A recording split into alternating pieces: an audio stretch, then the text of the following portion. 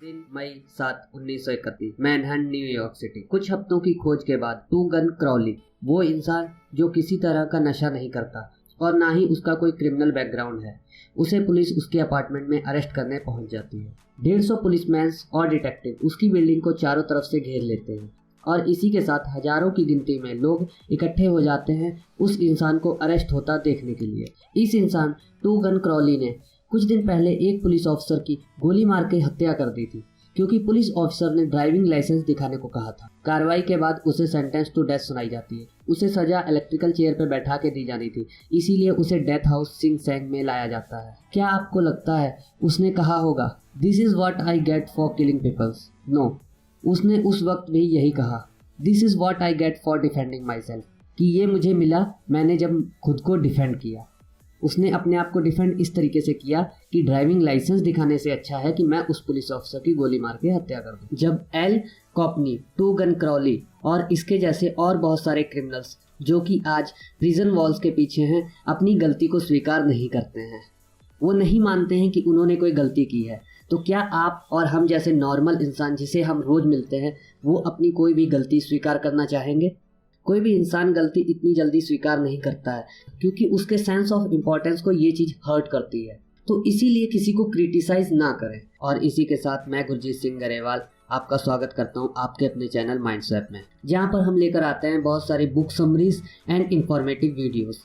और आज हम डिस्कस करेंगे 3 principles on fundamental techniques in handling people, जिसका पहला प्रिंसिपल हमने अभी डिस्कस किया, डोंट क्रिटिसाइज, कंडेम और कंप्लेन। क्योंकि जब आप किसी भी पर्सन को क्रिटिसाइज करते हैं तो उसे ऑटोमेटिक डिफेंसिव मोड में ले आता है, जहां पर वो अपनी बात को जस्टिफाई करने के लिए बहुत सारे रीजंस देता है। क्रिटिसिज्म हमेशा ही डेंजरस होता है, क्योंकि ये पर्सन के इम्पोर्टेंस को हर्ट करता है। इसीलिए principle number 2, give honest and sincere appreciation. Author बताते हैं, पमेला डनहम के सुपरविजन में काम करने वाले एक जेनिटर कोई भी काम ठीक से नहीं करते थे, हर काम में लापरवाही करने लगे थे, जिसके लिए पाम ने उनको बहुत मोटिवेट करने की कोशिश की, लेकिन हर बार फेल हुई। फिर उन्होंने देखा कि कई बार जेनिटर काम सही भी करते हैं, तो उन्होंने जेनिटर को एप्रिसिएशन देना शुरू कर दिया। अब वो जितने टास्क एकदम सही करते थे उनको पाम से एप्रिसिएशन मिलते थे। देखते देखते वो बिल्कुल परफेक्ट हो गए अपने काम में, और इसी के साथ सभी लोग उन्हें अप्रिशिएट करने लगे एंड पहचानने लगे। हमेशा ही ऑनेस्ट एप्रिशिएशन रिजल्ट देता है और क्रिटिसिज्म फेलियर। इसीलिए कभी भी आप किसी को अगर अप्रिशिएट करते हैं तो आपको ये चीज़ देख कर रखनी चाहिए कि आप उनके उसी टास्क के लिए अप्रिशिएट करें जो उन्होंने सही किया है। कभी भी फेक अप्रिशिएशन आपके बोलने से पहले ही पकड़ा जाता है। ऐसा होता क्यों है? ऑनेस्ट एप्रिसिएशन हमेशा रिजल्ट क्यों लाता है? ऑथर बताते हैं कि हर इंसान को, हर व्यक्ति को कॉम्प्लीमेंट चाहिए। हर इंसान की डिज़ायर होती है इम्पोर्टेंट होने की, आपकी, मेरी, सभी की। हर इंसान किसी न किसी की लाइफ में इम्पोर्टेंट होना चाहता है, desire to be important. Everyone likes compliment. William James बताते हैं, the deepest principle in human nature is to craving to be appreciated. हर इंसान की अपनी एक चाह होती है कि उसे इम्पोर्टेंस मिले, उसकी डिज़ायर होती है इम्पोर्टेंट होने की। इसीलिए कभी भी आप अगर किसी को अप्रिशिएट कर रहे हैं तो उसे सिंसियर एप्रिशिएशन दें, ऑनेस्ट एप्रिशिएशन दें।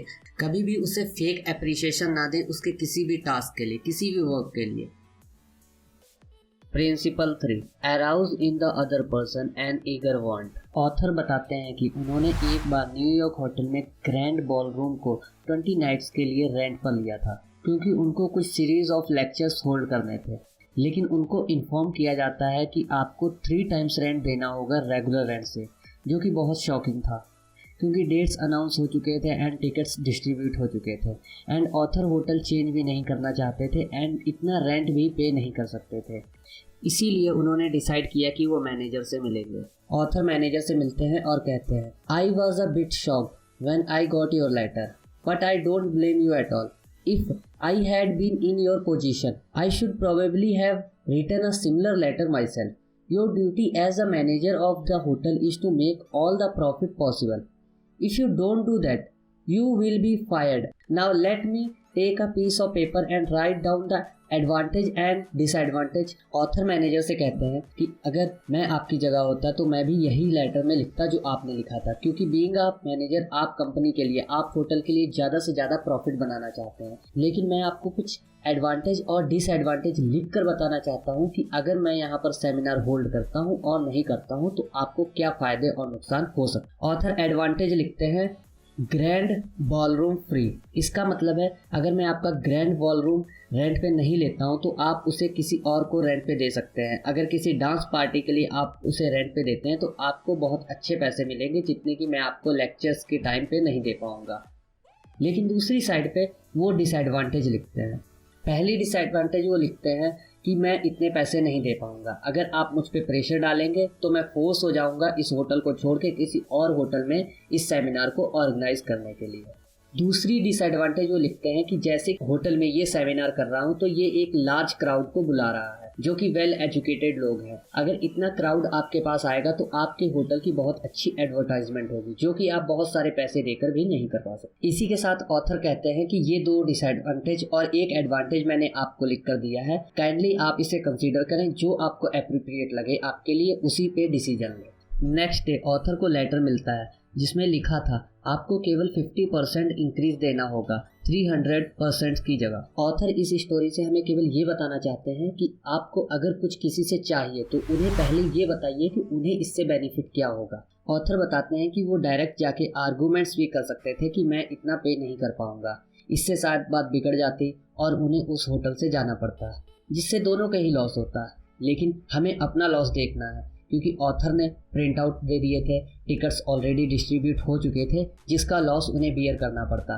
वहीं दूसरी जगह पे होटल को भी लॉस होता लेकिन होटल लॉस रिकवर कर लेता। इन द लास्ट मैं आपको ये बताना चाहूँगा कि ये सारे पॉइंट मैंने कवर किए हैं how to win a friend and influence people by Dale Carnegie. मैं आपको सजेस्ट करूंगा कि आप इस बुक को एक बार रीड जरूर करें और अगर आपको हमारी वीडियोस अच्छी लगती हैं तो इस चैनल को सब्सक्राइब करें और इस वीडियो को लाइक करके एक कमेंट जरूर करें।